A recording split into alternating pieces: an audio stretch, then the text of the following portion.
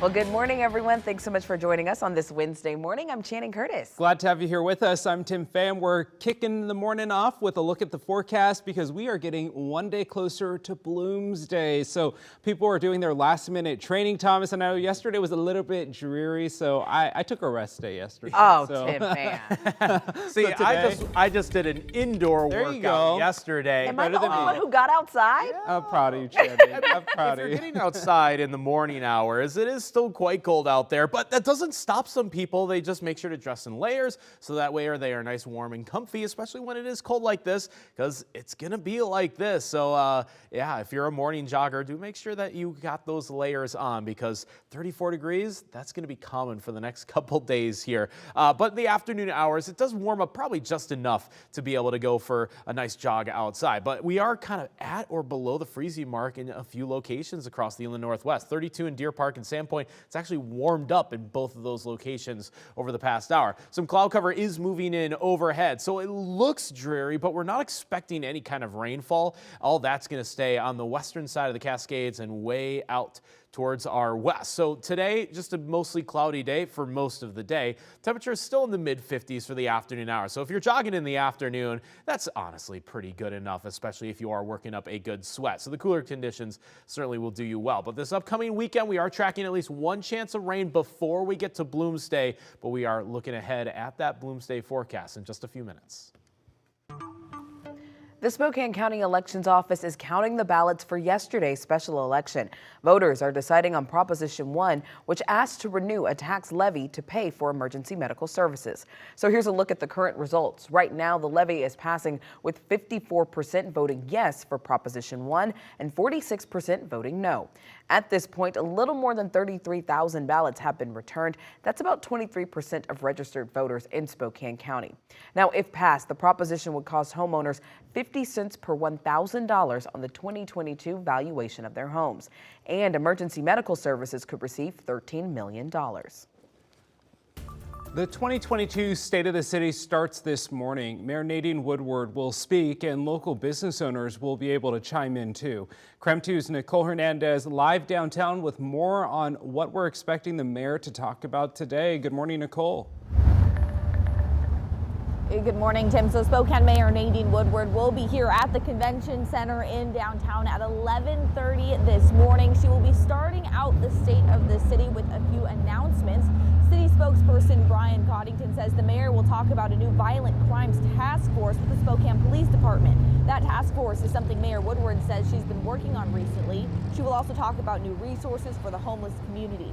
After the announcements, business leaders in the community will be able to ask questions and chime in as well. Greater Spokane is hosting this event, and their website does say that the event is already sold out. In Spokane, Nicole Hernandez, KREM 2 News.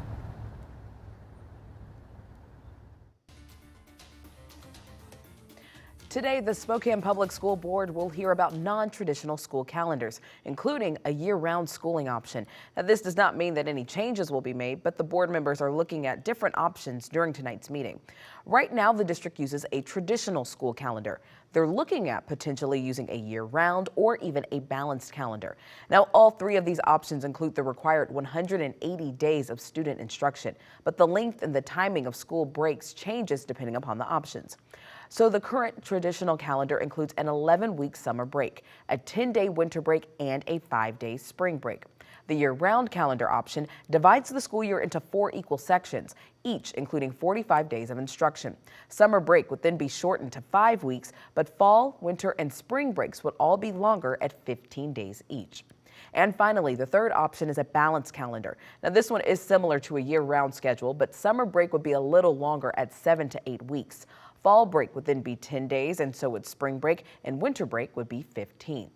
Now, supporters of a year-round or a balanced calendar say that students who have more frequent yet shorter breaks rather than one long summer break often show improved learning retention.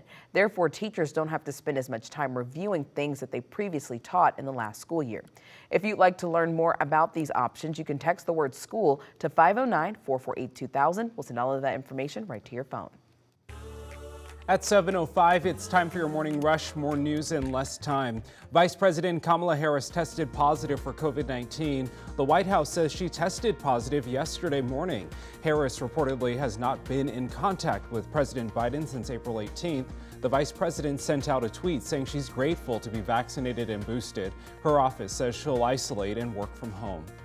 A soldier at Joint Base Lewis McChord died during a training exercise. Private Joseph Alejandro Marquez was killed at a training center in Yakima last Friday. JBLM says 2 other soldiers were injured and have since been released from the hospital. The Yakima News Tribune says at least 9 soldiers from JBLM have died in training exercises since 2011. The situation is currently under investigation. Delta Airlines is giving flight attendants a raise. Starting in June, they'll be paid for their work during boarding.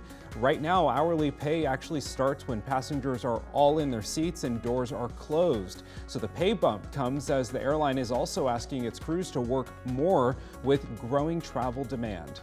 And next month, the Lilac Festival Parade is back after 2 years. Prior to 2020, the festival had only been canceled 3 times due to disruption from World War II. The parade features high school bands, community floats, and representatives for the armed forces and military branches. The festival week starts on May 16th, leading to the 84th Annual Armed Forces Torchlight Parade on the 21st. And that's a look at your morning rush. The trial for former Idaho State Representative Aaron Von Ellinger now underway. Von Ellinger is accused of raping a 19-year-old State House staffer during the 2021 legislative session. Now, he's already entered a plea of not guilty. A jury of 7 men and 6 women were selected to hear opening arguments and witness statements. Jane Doe, the unnamed victim, says the former lawmaker took her out to dinner and then assaulted her in his apartment. The prosecution says evidence will show that Von Ellinger went out of his way to seek out Jane Doe, including giving her his number and asking her on a date. However, Von Ellinger's attorney says all of their interactions were consensual. The trial is expected to last 4 days. With most mask mandates across the country now lifted, can immunocompromised people wearing a mask still get COVID when others are not masking up? We verify. And catalytic converter thefts are rising across Washington state and all over the country. So we have new video of what it looks like if someone tries to steal yours. And here's the one thing you need to know about today's weather. It is chilly out there for this morning, and it won't be the only morning this week. In fact, the rest of the work week, probably going to be seeing temperatures like these. Time for your wake-up call. Some people are actually pushing for a 4-day work week. So this morning, we want to know, would you prefer to work 5 or 4 days during the week?